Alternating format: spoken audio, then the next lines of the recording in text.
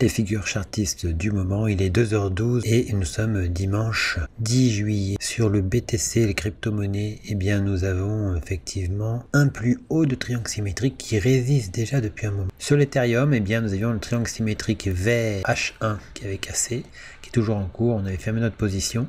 Il y a une hésitation juste sous le triangle potentiel rectangle, un triangle jaune.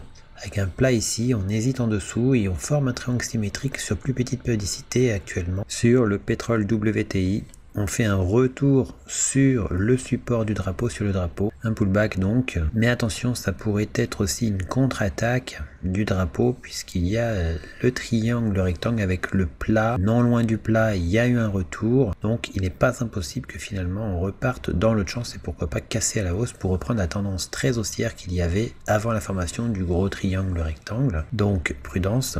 Toujours agir avec des stops si vous choisissez telle ou telle option. Sur le silver, juste avant le week-end, on avait fini au-dessus du triangle symétrique, on l'avait cassé effectivement. Triangle symétrique qui donnerait un objectif haussier, contraire à la tendance baissière qu'il y avait déjà depuis un moment. Sur le gold, en 5 minutes, on avait eu un drapeau qui s'était formé après une tendance très marquée où les figures en plus petite périodicité prennent un peu plus de valeur, effectivement. Donc ce drapeau en M5 avait cassé, puis avait fini par atteindre son premier objectif ici, ce plus bas de drapeau, et il a ensuite été invalidé sur son plus haut. Sur le gold, rappelons que nous sommes dans un contexte où un triangle rectangle weekly a cassé à la baisse. En daily, on voit qu'effectivement on est venu sous un niveau qui était le bas d'une épaule, cette épaule inversée, mais attention, on peut être attrapé par ce triangle rectangle vert, triangle rectangle daily, qui pourrait fonctionner malgré tout. Ce serait alors une sorte de retour de pullback pour repartir dans l'autre sens. Ce n'est pas impossible. En H4, par contre, le triangle symétrique est toujours d'actualité et son objectif se trouve bien plus bas. Sur les indices, on commence par le CAC 40 avec ce biseau descendant qui a cassé très timidement, puis on est revenu à l'intérieur du biseau descendant. On l'a reconfirmé par-dessous, sa résistance.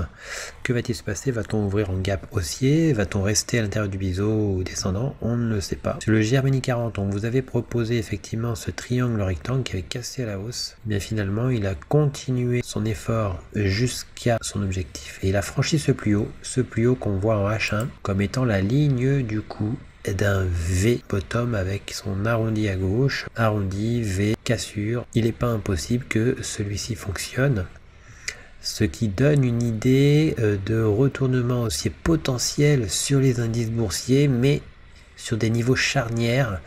Et une décision va devoir être prise, effectivement. Est-ce que c'est la hausse qui va prédominer ou est-ce que c'est la baisse? On est sur un niveau charnière sur le CAC 40, on est sur un niveau charnière sur le DAX 40. US 30, on avait un triangle rectangle avec 1 point, 2 points, 3 points, une petite incursion, cassure, retour sur la figure, rebond et on casse la ligne du coup de la double creux qui était bien représentée avec 1 point, 2 points, 3 points, on casse et on se joue de la ligne du coup actuellement. On est toujours sur un niveau charnière, même sur l'indice américain du Dow Jones. Sur le Nasdaq, eh bien, on continue l'effort haussier. Et puis on a cette ligne du coup potentiel en rose.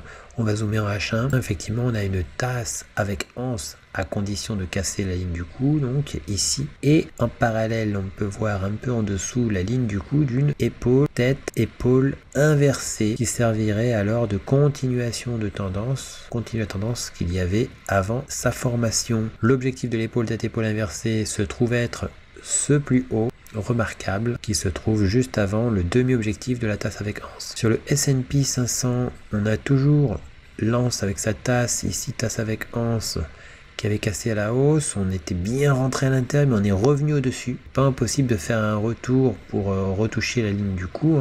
Attention, il y a un biseau jaune en cours de formation, prudence quand même sur les indices, nous sommes dans des endroits un petit peu d'hésitation malgré la progression qu'on avait eue. Sur le NZD, CAD, très intéressant, effectivement on avait tapé un ancien plus bas weekly ici qu'on voit donc en weekly ce plus bas qui peut être un plus bas remarquable et en plus il y avait ce plus bas daily aussi. Voilà, et autour de ce niveau on avait repéré l'éventualité d'une épaule tête-épaule inversée, épaule tête en deux temps, épaule, mais on n'a pas cassé cette épaule inversée. On pourrait toujours le faire, seulement entre temps on s'aperçoit qu'on a formé un triangle symétrique plutôt bien représenté. On verra l'ouverture, 1 point, 2 points, 3 points ici. C'est plus précis sur la résistance en haut, 1 point, 2 points, 3 points. De quel côté va-t-on casser?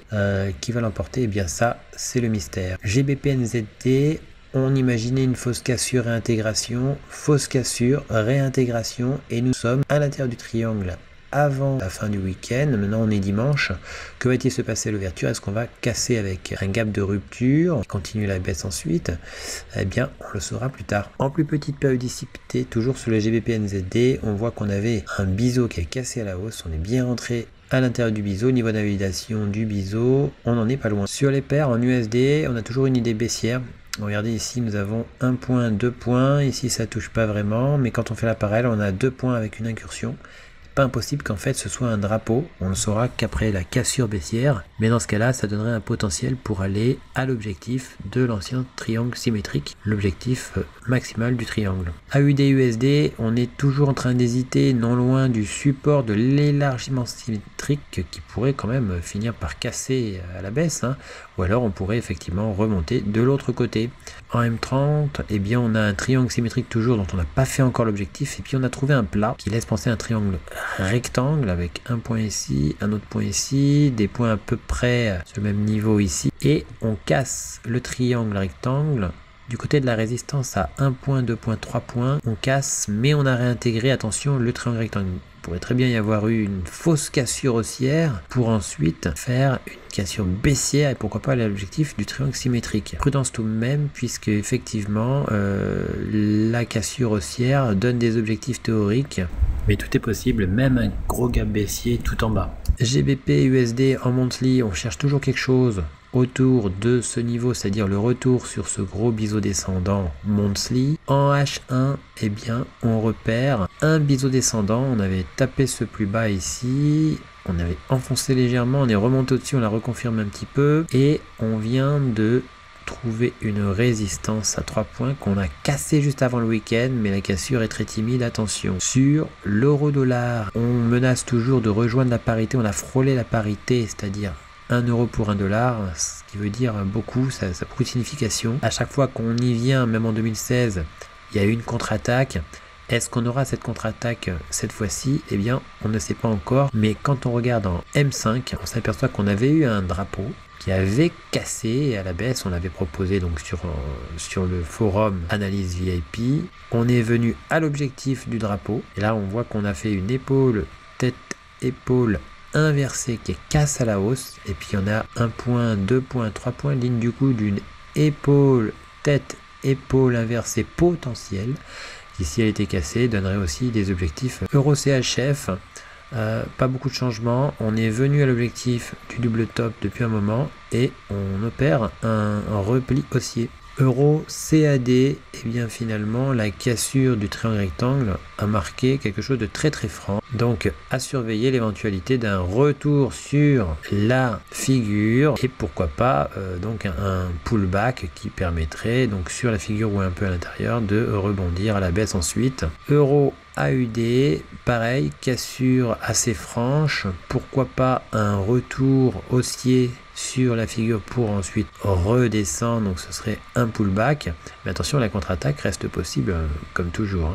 Euro JPY, la tendance baissière enclenchée depuis la cassure du triangle rectangle s'est poursuivie jusqu'à ce plus bas, on a rebondi autour de ce plus bas. Une fois, deux fois, prudence sur Euro JPY. NZD JPY, la tendance de fond est toujours présente, tendance haussière. En H4, on avait ce triangle symétrique qui avait cassé à la baisse et qui a fait un pullback, un retour sur la figure avant de revenir sur le plus bas formé après cassure, mais finalement, on a du mal à le franchir nettement. Et on remonte, on imagine toujours un scénario plutôt haussier, mais on attend quoi qu'il arrive l'éventualité de la cassure de la résistance. On aurait alors un nouveau triangle symétrique, on verra d'ici là. AUD-JPY, triangle symétrique qui a cassé très ponctuellement, juste un tout petit peu avant le week-end. On verra si on n'a pas une ouverture en gap haussier, ça peut être intéressant. GBP-JPY, la tendance de fond est aussi très présente. En H4, on a toujours ce triangle rectangle potentiel qui n'existera en réalité que si on casse la résistance. Mais attention, ce triangle rectangle est juste sous ce plus haut.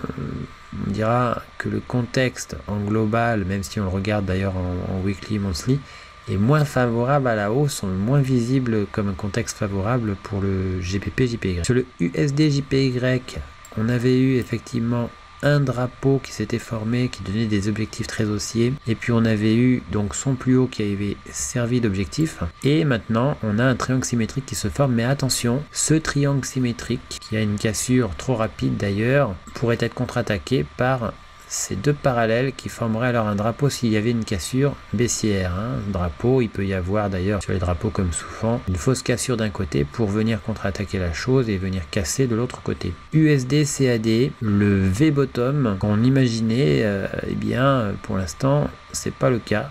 Le V, le petit arrondi, on n'a pas vraiment cassé, donc rien de particulier pour le moment. CAD, CHF, il y a eu un rebond, mais on n'a rien trouvé en plus petite périodicité. Euro, GBP, on se dirige vers la limite d'invalidation de l'épaule d'épaule inversée. On a eu du mal à franchir la ligne du coup, effectivement. AUD, CHF, rien de neuf. Alors, pour découvrir les nouvelles figures chartistes et les nouvelles figures harmoniques du moment, vous allez sur Analyse VIP sur le site internet. Vous pouvez mettre l'application avec le code d'invitation pour effectivement recevoir les notifications directement, donc les nouvelles figures dès qu'elles sont postées dans le forum correspondant. Voilà, donc maintenant c'est gratuit, il suffit de cliquer sur s'abonner ici sur ce site. Quand vous êtes membre du site, pour être membre c'est gratuit, il suffit de cliquer sur connecter ou vous cliquez sur s'abonner et puis vous mettez s'inscrire. Voilà, votre mail, un mot de passe, vous marquez que vous n'êtes pas un robot, vous inscrivez et puis vous recevrez donc les notifications sur votre téléphone par mail si vous avez votre mail dans votre téléphone comme souvent, et puis par l'application aussi, comme quoi il y a une nouvelle figure qui a été découverte et qui a été postée. Voilà, pour ce qui est des configurations de niveau expert, c'est ouvert à l'achat seulement pour les personnes qui ont fait la formation expert et qui ont donc la possibilité d'accéder à cet abonnement. Voilà, vous avez aussi sur Twitter effectivement les nouveaux posts qui seront désormais postés. Alors pas forcément tous sur Twitter, donc je vous conseille de vous abonner sur les analyses VIP. À bientôt.